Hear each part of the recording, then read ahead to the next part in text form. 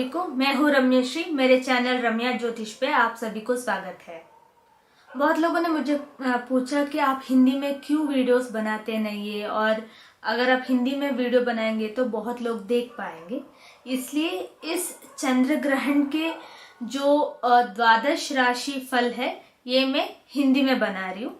Already इसका एक अंग्रेजी वीडियो भी बन चुकी है और मैं अपनी मातृभाषा कन्नड़ा में भी बना चुकी हूँ। तो ये जो वीडियो है खासकर हिंदी भाषिकों के लिए है और हिंदी में मैंने बनाया है। अगर कहीं पे भी थोड़ा सा लोप दोष है तो प्लीज माफ कीजिए।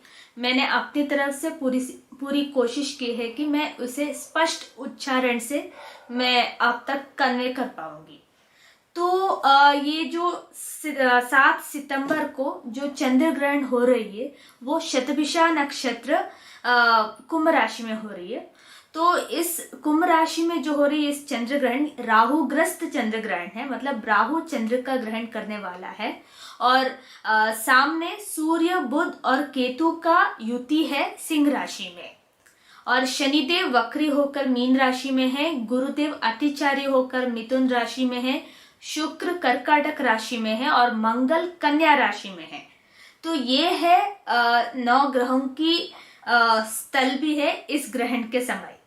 ये ग्रहण रात को 8:58 में शुरू हो रही है और ये इंडियन स्टैंडर्ड टाइम के हिसाब से है। और इस ग्रहण का पूरी तरह से खत्म जो है वो 8 सितंबर को वेरी अर्ली सुबह 2:25 में खत्म हो रही है। तो कुल मिलाकर ये 5.5 घंटों की ये ग्रहण है। ओके, तो 8:58 में रात को सितंबर 7 शुरू होगी। तो इस दौरान जिस तरह के ग्रहों की स्थिति है जो मैंने पोजीशंस बताया है मैंने, उसके हिसाब से द्वादश राशियों को क्या फल मिल सकती है इस ग्रहण के हिसाब से, शुभ अशुभ, ये सब मैं इस वीडियो में बताने जा रही हूँ। अगर आपको मेरे चैनल पसंद है रम्या ज्योतिष तो प्लीज सब्सक्राइब कीजिए, और आपको वीडियो भी पसंद आ रही है तो प्लीज लाइक कीजिए और शेयर कीजिए। अगर आपकी कोई फीडबैक है मुझे आप देना चाहते हैं तो प्लीज आप कमेंट सेक्शन में जरूर डालिए। तो अब शुरू करते हैं कि द्वादश राशि फल क्या होंगे इस चंद्र ग्रहण के हिसाब से। तो इस राशि फल को आप अपनी चंद्र राशि से देखना पड़ता है, बल्कि सूर्य राशि या लग्न से नहीं देखना है आपको। ओके, तो अगर हम शुरू करेंगे, पहली राशि है मेष राशि। अगर मेष राशि वालों को इस ग्रहण से क्या लाभ होगा? पहली बात यह है कि मेष राशि लोगों के लिए ये ग्रहण जो है 11वें भाव कुंभ राशि में हो रही है। तो 11वें भाव में जब कोई भी घटना होती है, कोई भी ग्रह बैठता है, वहां पे कोई होती है तो वो शुभ माना जाता है। पर ग्रहण जो है पूरी तरह से शुभ नहीं हो सकते क्योंकि वो एक अशुभ घटना है। क्योंकि सूर्य चंद्रमा जो लुमिनरीज है, प्रकाशमान ग्रह है, उसको दबाया जाता है। इस राहु केतु ये काम करते हैं। तो इसके कारण क्या है कि इसका प्रभाव जो है पंचम भाव पर सबसे ज्यादा असर पड़ती है। भले ही ग्रहण 11वें भाव में हो पर उसका असर पंचम भाव में पड़ता है। तो मानसिक अस्वस्थता या आपको जिंदगी और क्या जो है उसमें भावनात्मक परीक्षा लेनी पड़ती है। आपकी जो संबंधों में है जो तनाव थे वो और बढ़ने वाली है, और आपके लिए ये परीक्षा का समय है। और आप अपने जीवन साथी से या किसी तरह की जो समस्या थी स्वास्थ्य के हिसाब से भी, उसमें थोड़ा और बड़ा समस्या आ सकती है। तो ये सारी चीजें भी हो सकती है इस टाइम पीरियड में, क्योंकि आपकी राशि के स्वामी मंगल 6वें भाव में है तो वो आपको शत्रुओं से तो विजय दिलवाते हैं, पर इसी टाइम में वो आपको स्वास्थ्य में समस्या दे सकते हैं। और पंचम में सूर्य बुध केतु है, तो आप जिनको अपना मानते हैं और जिनके साथ आपकी जो संबंध जो है वो बहुत अच्छा है, मधुर है, उनके साथ भी आपकी अनबन हो सकती है। सिर्फ उतना ही नहीं, आपकी जिंदगी में कुछ ऐसे लोग होंगे जिनके साथ आपका बहुत अच्छा रिश्ता हो, पर कुछ महीनों से गलतफहमी फैलाया गया होगा क्योंकि राहु केतु के एक्सिस 5-11 में है, तो वो सारी चीजें और ज्यादा हो सकती है या उसके बारे में आपको क्लैरिटी मिल सकती है। तो ये सारी चीजें अब हो सकती है। पर इसके अलावा धन के मामले में अचानक या अप्रत्याशित लाभ हो सकती है। ओके, आर्थिक रूप से तो ये अच्छा समय है, पर शत्रुओं का नाश होगा, आराम की जिंदगी और कम मेहनत में अच्छे परिणाम भी आपको मिलेगी। बस आपको अपने स्वास्थ्य का ख्याल रखना पड़ेगा, अपनी भावनाओं को संभालना पड़ेगा, और सिर्फ उतना ही नहीं, आपको जो परीक्षा मिलती है उसमें कड़े उतारना पड़ेगा। तो ये सारी चीजें जो है वो मेष राशि वालों को संभालना पड़ेगा।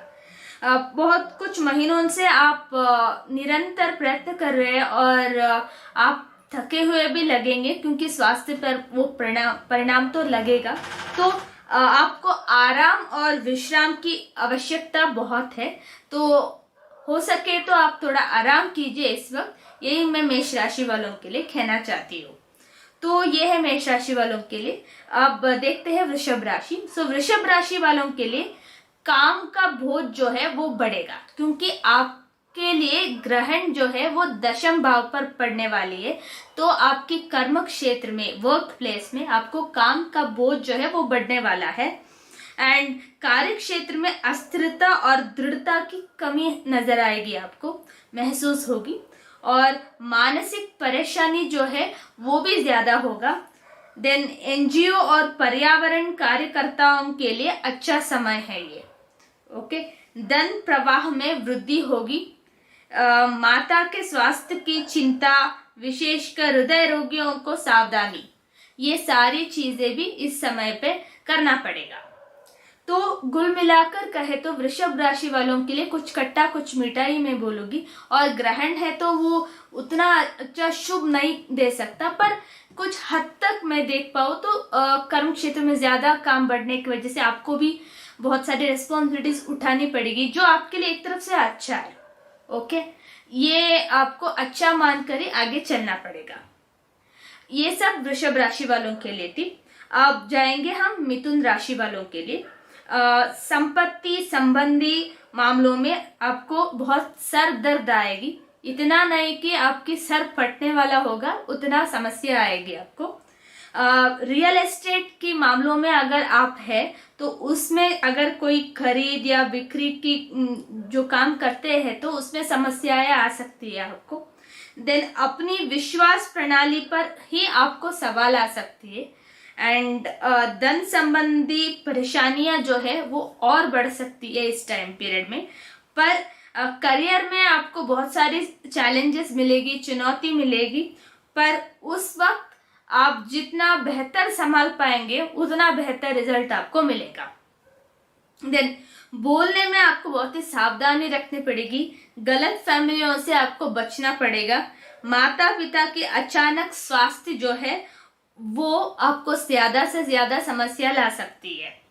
ये ग्रहण जो है आपके नवम भाव में हो रही है, तो आपके लिए गंगा स्नान का भी एक टाइम मिलेगा इस टाइम पीरियड में। तो आपकी तीर्थ यात्रा की भी इच्छा होगी और तीर्थ यात्रा पर आप जा भी पाएंगे। और गुरु आपकी राशि में बैठकर नवम को देख रहे हैं, तो इस वक्त आपकी तीर्थ यात्रा के लिए बहुत अच्छा समय है। और आपको अपने फैमिली के साथ टाइम स्पेंड करने के लिए भी बहुत अच्छा है। पर कार्य क्षेत्र में आपको बहुत सारी चुनौती मिलेगी और आपको पैसों के मामले में दिक्कत है, और रियल एस्टेट में है तो जो मैंने बताया वो सब हो सकता है। और आपके माता पिता जो है उनके स्वास्थ्य में भी अचानक से कोई समस्या आ सकती है। तो ये सारी चीजें जो है आपको संभालनी पड़ेगी। नेक्स्ट आएगी कर्क राशि। तो कर्क राशि वालों के लिए वाहन चलाने के समय आपको सावधानी बरतनी पड़ेगी, क्योंकि ये ग्रहण जो है वो आपके 8वें भाव में हो रही है, तो वो किसी तरह का इरिपेयरेबल डैमेज दिलवा सकता है। पर जो कर्क राशि के लोग ज्योतिषी है या स्पिरिचुअल लाइफ में है उनके लिए अच्छा है ये, पर बाकी लोगों के लिए ये उतना अच्छा समय नहीं है। ये तो कुछ 8वें भाव में है तो कुछ ऐसा इरिपेयरेबल डैमेज ला सकती है, तो थोड़ा सावधानी तो होनी पड़ती है, और गाड़ी चलाने मतलब वाहन चलाने के वक्त तो और एक्चुअली रखना पड़ता है। सो बोलने के समस्या भी आ सकती है आपको। लंबे रिश्तों के लिए बोलने में सावधानी, ये भी हो सकती है। देन गलत फहमियों और भ्रम, ये भी हो सकता है। हर काम से पहले योजना बनाना जरूरी है, क्योंकि कर्क राशि वाले सोचते कम है, करते ज्यादा है, पर हर चीज जो है वो चंचल प्रकृति का जो स्वभाव है उनका, वो बीच में आ जाता है। तो इसलिए कर्क राशि वालों को पहले सोचना चाहिए, पहले प्लानिंग सब कुछ करना चाहिए, बाद में ही एग्जीक्यूट करना चाहिए। नहीं तो वो हमेशा हड़बड़ी में रहते हैं या हमेशा इस सोच में रहते हैं कि चलो ये कर लेते हैं, वो कर लेते हैं। आपकी राशि में अब शुक्र बैठा है, तो प्लानिंग एंड एग्जीक्यूशन दोनों को आपको प्रायोरिटाइज करना पड़ेगा। एंड आपको जो बोलने की समस्या है वो आपको सूर्य बुध केतु जो है दूसरे भाव में बैठे, उसकी वजह से आ सकते हैं। तो इसके लिए भी आपको बोलने से पहले सोच लेना चाहिए कि क्या बोलना है, आपको किस तरह से बोलना है, क्या कोई इम्प्रोवाइजेशन करना है। ये सारा चीज भी मैटर करता है। अगर आप ऐसी कोई जगह पे काम करते हो, अपने दफ्तर में, ये तो बहुत काम आते हैं, क्योंकि कम्युनिकेशन जो कहते हैं, संवहन माध्यम जो है वो सबसे ज्यादा इम्पोर्टेंट है, क्योंकि लोग आपको पहचानते हैं जिस तरह से आप बात करते हैं। तो उन चीजों को आप थोड़ा बेहतर कर पाएंगे तो आपके लिए ये बहुत बढ़िया होगी, पर ये बहुत मुश्किल होगी, क्योंकि इतना आसान नहीं है ये सारी चीजें फिक्स करना। और ये ग्रहण जो है अष्टम भाव में होने के कारण आपको कोई व्याज्य संबंधी कोई समस्या थी या उसमें भी थोड़ा सा प्रॉब्लम दे सकते हैं, क्योंकि छठवें भाव की स्वामी जो है वो आपके 12वें में बैठकर ये अष्टम को देख रहे हैं। तो कहीं ना कहीं आपकी कोई भी पुरानी व्याज्य जो है वो बहुत दिनों से चल रही थी, वो और दूर जाएगी, या उसमें कोई बदलाव आएगी, कुछ डेवलपमेंट तो जरूर आएगी। तो ये सब हो सकता है। ये थी कर्क राशि वालों के लिए। अब जाएंगे सिंह राशि वालों के लिए। तो सिंह राशि वालों के लिए ये ग्रहण जो है वो आपके सप्तम भाव में हो रही है। तो जाहिर सी बात है, आपकी पति या पत्नी के साथ संबंध में तनाव आ सकती है, आपका सोशल इमेज है वो प्रॉब्लम में पड़ सकती है। देन रिश्तों में जो भावनात्मक संबंध है वो उसमें उथल पुथल हो सकती है, और खुद को सही साबित करने के सही साबित करने में आप प्रियजनों को खोने में मतलब कोने तक की खतरा आप पर ले आ सकते हैं, क्योंकि खुद को सही साबित करने में प्रियजनों को खोने का खतरा जो है वो सबसे ज्यादा आएगी। एंड शब्द ही समस्याओं का कारण बनेगी। आप जो लफ्ज यूज करेंगे वही आपके लिए सबसे ज्यादा प्रॉब्लमेटिक बनेगी, और अनावश्यक भ्रम से प्रतिष्ठा को नुकसान होगा। तो आपकी जो सोच है, क्योंकि लगन में मतलब आपकी राशि में बुध और केतु बैठने की वजह से आपकी सोचने की सीमा जो है वो बहुत विपरीत होती है। ओके, और सप्तम में जब राहु बैठता है तो it becomes even more endless. तो आपको थोड़ा अंकुश में लाना अपने मन को, अपने दिमाग को, ये बहुत जरूरी है इस टाइम पीरियड में। एंड पर्यावरण कार्यकर्ताओं के लिए और परोपकारियों के लिए ये बहुत अच्छा वक्त है, क्योंकि चंद्र राहु जो है वो पर्यावरण की हित में, क्लाइमेट चेंज, इन सारी चीजों की जो कॉजेस है, ये जो डेवलपिंग चीजें है, उसमें सबसे ज्यादा वो काम कर सकते हैं। They are known for that, this combination of Chandra Rahu is known for those combinations, okay, for this kind of works. तो ये लोग उसमें मदद कर सकते हैं। देन प्रयासों के बाद व्यापार में अचानक वृद्धि हो सकती है। आप बहुत प्रयास करने के बाद ओके व्यापार में अचानक वृद्धि हो सकती है। तो इसके लिए आपको थोड़ा सोचना पड़ेगा, समझना पड़ेगा, और तभी आप आगे जा पाएंगे। तो बिना प्लानिंग के आप भी कुछ नहीं कर सकते, हड़बड़ी में मत रहिए। इस वॉट मैं सिंह राशि वालों के लिए कहना चाहती हूँ। अब नेक्स्ट जाएंगे हम कन्या राशि में। कन्या राशि में कन्या राशि वालों के लिए ये जो ग्रहण है वो छठवें भाव में हो रही है, ये बहुत अच्छा है। आपको अपनी शत्रुओं को परास्त करके विजयी होने के लिए बहुत अच्छा वक्त है।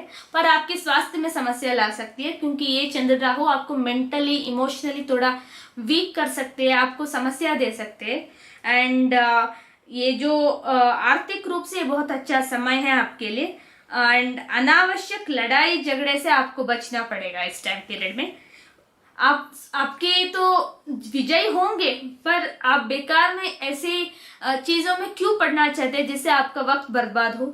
इसलिए बेहतर होगा अगर आप अपने लड़ाई झगड़े कम करें और स्वास्थ्य पर सबसे ज्यादा ध्यान दें, क्योंकि वहां पे समस्याएं बहुत विपरीत तरीके से आ सकता है।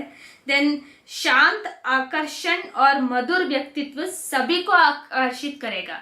तो जितना आप मधुर बोलेंगे, जितना आप शांत रहेंगे, वो सबको पसंद आएगा, क्योंकि आपकी राशि में मंगल है। तो आपकी भी टेंडेंसी ऐसी बनेगी कि आपको लड़ना पड़ेगा, झगड़ना पड़ेगा। और आपकी राशि के स्वामी जो बुध है वो 12वें भाव में है, तो उतना मतलब सितंबर मिड तक वो वहां पे रहने के कारण और ग्रहण के समय तो वो वहीं पे रहने के कारण आप में भी बहुत सारे ऐसे बदलाव आएगी जो बहुत मुश्किल है।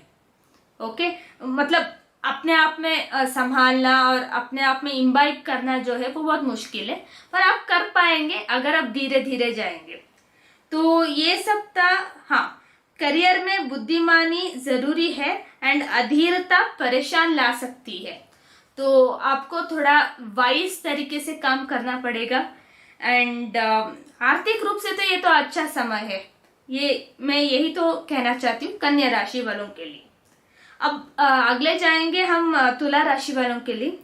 बच्चे बीमार हो सकते हैं या परेशानी में पड़ सकते हैं। तुला राशि वालों के लिए ये ग्रहण जो है पंचम भाव में होने के कारण सबसे ज्यादा असर आपकी भावनाओं पर, अपने इमोशंस पर और आपकी कोई रिलेशन, लव अफेयर वाले रिलेशनशिप्स पर और आपके जो संतान है उस पर पड़ सकती है। तो आपके बच्चे जो है वो बार बार बीमार पड़ सकते हैं और भावनाएं जो है वो बिखर कर रहेंगे इस बार, क्योंकि पंचम भाव में हो रहा है ना। एंड ऑफिस में योजना और रणनीति में आप सफल रहेंगे, क्योंकि दशमेश चंद्रमा जो है वो पंचम में राहु के साथ होने के कारण, वहीं पे ग्रहण करने के कारण ये आपको ऐसी चीजों में बेहतर रिजल्ट देगा। एंड अगेन आपकी जो कुंडली है वो भी देखना पड़ेगा, लेकिन फायदेमंद दिखावट आपको नहीं मिलेगा, वो तो है। देन आध्यात्मिक खोजियों के लिए ये बहुत अच्छा समय है। एंड सलाहकार और एडवाइजर्स जो है उनको बहुत अच्छी प्रगति मिल सकती है इस टाइम पीरियड पे। तो अगर कोई नौकरी ढूंढ रहे तो ये सलाहकार और एडवाइजर्स इन चीजों में ढूंढिए, ये आपको बहुत अच्छी तरह से और बेहतर तरीके से आपको मिल सकता है।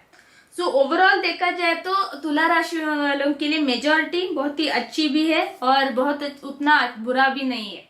So it is somewhat medium is what I would say. Then next let's go to वृश्चिक राशि। वृश्चिक राशि वालों के लिए कार्य क्षेत्र में अचानक बदलाव आ सकती है। देन करियर में जो पतन है ये करियर में जो पतन ही तो नजर आ रहा है, क्योंकि देखिए ये ग्रहण जो है आपके चौथे भाव में हो रही है। ओके, तो उसका इफेक्ट दशम में भी पड़ेगा, तो आपके करियर में बहुत सारी उथल पुथल आ सकती है, या ऐसे टाइम पीरियड बन सकते हैं कि पूरा चला गया।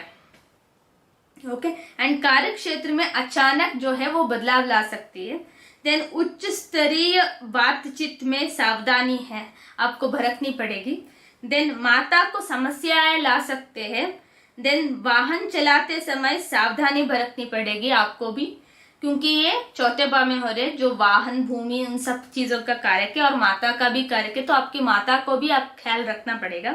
देन मानसिक अशांति वो तो रहेगी, क्योंकि चौथे भाव डोमेस्टिक हैप्पीनेस है एंड चौथे भाव की स्वामी वक्री भी है और किसी शुभ ग्रह की दृष्टि नहीं है फिलहाल, मतलब गुरु की दृष्टि है पर उतना इफेक्टिव नहीं हो पा रहा है, क्योंकि ये ग्रहण हो रही है, ये भी हमें देखना पड़ेगा। देन मानसिक अशांति रहेगी। देन ज्योतिषीय मार्गदर्शन आपके जीवन को बदल सकता है, क्योंकि पंचम शनि भी है, वो वक्री है, तो और मुश्किल हो सकता है। देन घर संपत्ति के मामले आप अब फिलहाल के लिए टाल दे, ये तो बेहतर है। That's what I would say. Then next let's go to धनु राशि। सो धनु राशि वालों के लिए ये ग्रहण जो है तीसरे भाव में हो रही है, और चौथे भाव की स्वामी जो है वो तीसरे भाव को देखने के कारण और बहुत जल्द वो आकर चौथे भाव को से ही अपने चतुर्थ देखेंगे। तो ये जो टाइम पीरियड रहेगा, माता की स्वास्थ्य जो है वो समस्या ला सकती है। देन भाई बहनों के जीवन में अचानक बदलाव आ सकती है। देन आपके जो करियर है, वरिष्ठ अधिकारियों से आपको जोखिम भरे विवाद ना करे, पर आप उन लोगों के साथ बहुत अच्छा कनेक्शन जो है वो बना पाते हो। नेक्स्ट, नई नौकरी के बारे में आप सोचना शुरू करना पड़ेगा, क्योंकि धनु राशि वालों के लिए जो लोग ऐसी कंपनियों में, ऐसी दफ्तर में काम करते हैं जहाँ पे आप वो चेंज कर सकते हैं, they can actually do that right now. Then ग्रहण काल भविष्य में मेनली आपको क्या है, ग्रहण काल भविष्य में मूल्यांकन को प्रेरित कर रहा है। तो नौकरी छोड़ने का विचार आप बहुत जल्दबाजी में मत लीजिए। देन किसी पर भरोसा करना है तो एक बार उन्हें जान लीजिए, बाद में कीजिए। ये भी आपके लिए एक बेटर प्रेडिक्शंस होगा धनु राशि वालों के लिए। नेक्स्ट आएंगे हम कैप्रिकॉर्न या मकर राशि पर। मकर राशि वालों के लिए पारिवारिक जीवन, बातचीत और वित्तीय समस्या जो है वो सबसे ज्यादा हो सकती है इस टाइम पीरियड में। देन भोजन पर ध्यान देना पड़ेगा आपको, स्पेशली विशेषकर तरल पदार्थों पर एक्चुअली थोड़ा मतलब बेहतर ज्ञान होना इम्पोर्टेंट है। देन वैवाहिक जीवन जो है उसमें समस्या आ सकती है, उसमें किसी ना किसी तरह का समस्या तो रहता ही है। देन पेट की स्वास्थ्य समस्या जो है, पेट की जो स्वास्थ्य समस्या उसमें थोड़ा बढ़ोतरी हो सकती है, पर उतना ज्यादा नहीं आएगी आपको। देन आध्यात्म में वृद्धि होगा, आरामदायक जीवन पाने के लिए, जीवन जीने के लिए बहुत अच्छा वक्त है। देन सुंदरता पर ज्यादा खर्च ना करें, ये मकर राशि वालों के लिए मेरी सलाह है। Next let's go to Aquarius और कुंभ राशि।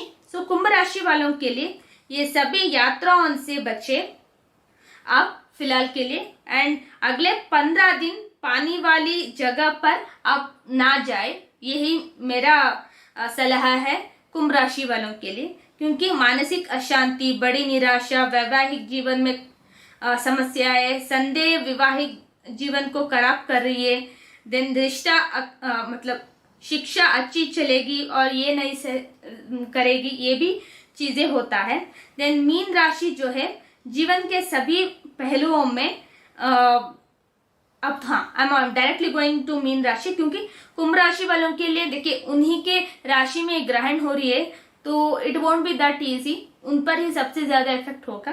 पर वो किस तरह से मैनेज कर पाएंगे वो देखना पड़ेगा, क्योंकि गुरु की नवम दृष्टि मिल रही है और वहां पे राहु जो है वो अनप्रेडिक्टेबल है, तो वो भी एक अचानक से अच्छा पल दे सकता है, और राहु उस राशि को तो अपना घर भी मानते हैं, सो इट कैन हैपन।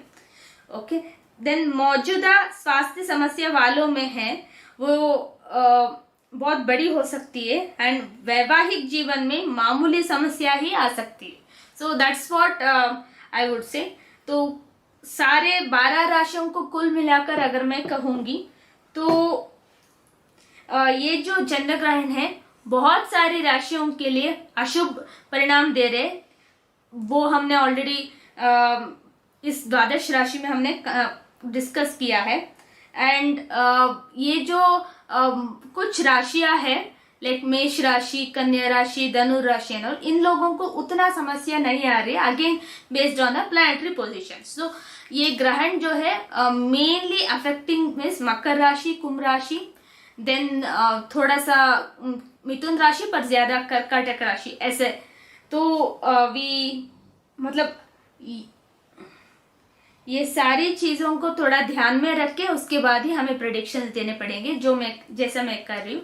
तो अगर आपको मेरी वीडियो पसंद आया है तो प्लीज लाइक कीजिए, शेयर कीजिए, रेमेडीज के हिसाब से अगर मैं बताऊंगी तो आप अपने मोबाइल पर स्तोत्रमाला ऐप डाउनलोड कर सकते हैं और आप वो इंस्टॉल कीजिए। और मैं बताती हूँ, इस स्तोत्रमाला ऐप में आपको सारी रेमेडीज मिलेगी। वहां पे नवग्रह स्तोत्र होगा या ग्रहण के पीड़ा के समय बोलने के लिए, वो है ग्रहण काल स्तोत्र जो बहुत अच्छा है। एंड वो पीड़ा परिहार स्तोत्र is also there, that also chanting is very good. So ये दोनों अगर करेंगे, और बीज मंत्र जो है चंद्रमा राहु का वो भी आप कर सकते हैं। So this is kind of a proforma. तो ये जो मैंने प्रेडिक्शंस दी वो आपकी चंद्र राशि से है। कितना सही निकला है या कितना उतना पॉइंट के है वो आप बताइए, मैं रेक्टिफाई करना चाहती हूँ। बस सारी स्क्रिप्ट सब होने के बाद ही मैं वीडियो बना पा रही हूँ। तो हिंदी मेरी अगर अच्छी है और आपको पसंद है तो प्लीज शेयर कीजिए और सब्सक्राइब भी कीजिए। तो इतना था आज के लिए। तो चंद्र ग्रहण जो है बहुत अच्छा वक्त है, अगर आप कोई मंत्र सिद्धि करना चाहते हैं या कोई साधना शुरू करना चाहते हैं तो ये सूर्य ग्रहण जो है वो सबसे श्रेष्ठ है।